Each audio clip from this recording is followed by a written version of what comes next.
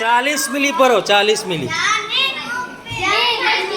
40 સુધી પાણી ભરવાનું. જોઈએ આપણે 40 મિલી થાય છે કે નહીં. વધારાનું હોય શું કરવાનું?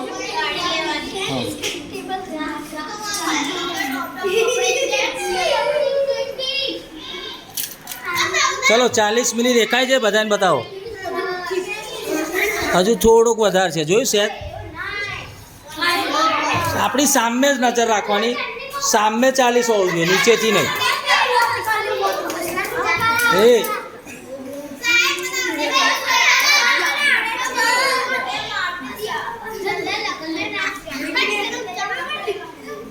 બરાબર. હવે ચલો અત્યારે કેટલું છે?